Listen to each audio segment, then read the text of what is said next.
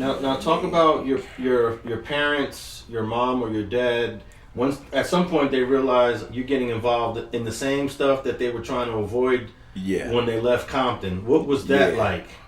Well, my dad, he used to get on me, not try. He would get on me and like, man, he wanted me to do different things with my life. At the time, I wanted to do what I wanted to do. I was rebellious and I was an angry little fella. And my upbringing wasn't like a bad one. It wasn't, you know what I mean? I didn't grow up like it was fucked up or nothing like that. It just, our money attracted me to the streets. Like when I see the older dudes, the chains on, the Cadillacs with the Dayton shining, and you know what I'm saying? Niggas running around with curls and got all the bitches and shit. You know what I'm saying? I'm like, man, fuck this. I want in on that. You know what I mean? They got the fast money, and I just wanted it. And it was really more about the money with me. But when I left home when I was 14, never to return. I just hit the streets because I didn't want to be under my dad's roof where we have to be clashing or I got to be disrespecting them, knowing that this is what they don't want to allow in their household. So I chose to leave.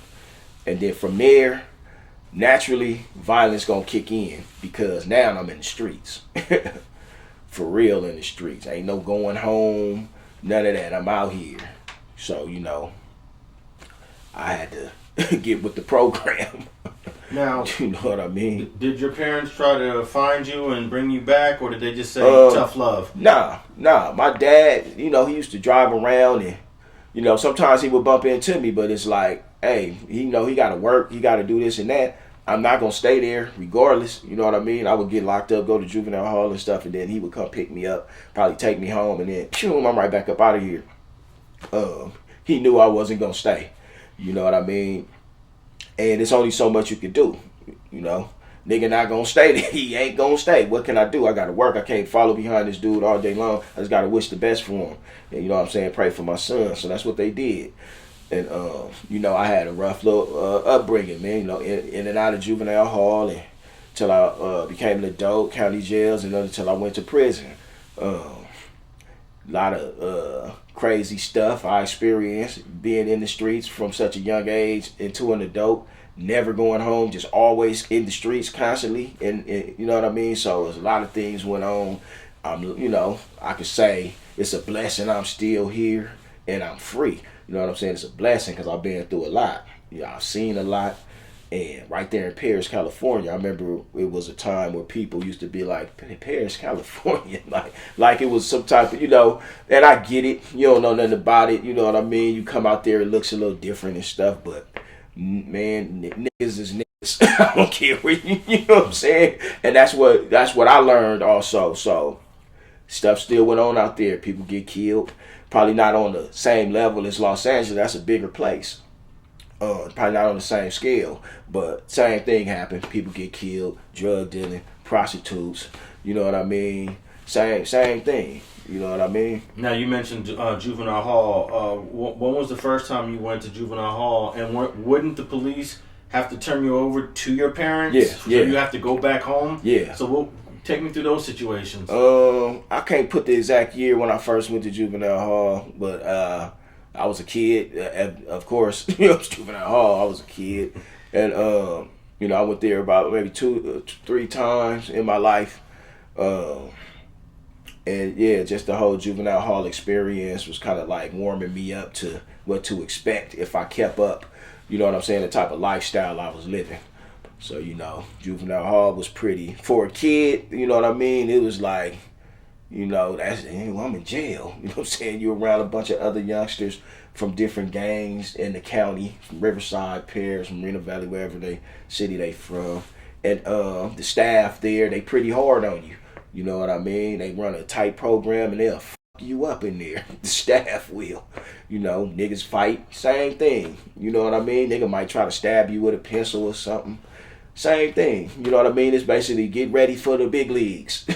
So what was it like meeting kids from different cities out here in Riverside County that you would have not ever met before? Well, it was just like a learning experience for me because I didn't expect, you know what I mean? Like I said, when I got there, I had this idea planted in my head that this is a bunch of nice stuff. You know what I mean? And I'm starting to realize that it's not. I'm learning about other hoods, you know, from Riverside, other hoods in these surrounding cities and stuff like that. So it's like, all right, man, it's really gangs out here. You know what I mean? So, yeah, that's what it was. So at a point, I started realizing, man, I ain't missing out on nothing. Like when I felt like, man, mom, why you moved me out here? I want to be. I'm like, shit, it's the same shit. I can do the same shit. You know what I mean? It's the same shit going on. You know.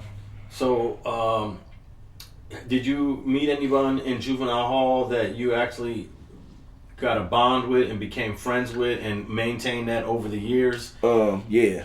I actually got some people I just bumped into, probably not recently like that, but maybe last year or two, that I remember from Juvenile Hall. Like, man, nigga, remember? Yeah, you know what I mean? Some homies and stuff. You know what I'm saying? From out there in Riverside, on the east side. You know what I mean? And yeah, man, it's just like fun. You think sometimes some people you think you never see again, and then, you know, for some reason, whatever the case may be, we came back together and like, oh yeah, man, what's up, man? It's the homie. Remember, we was kids in Juvenile Hall. You know, and then there's some dudes that I never lost contact with. You know, we went there together.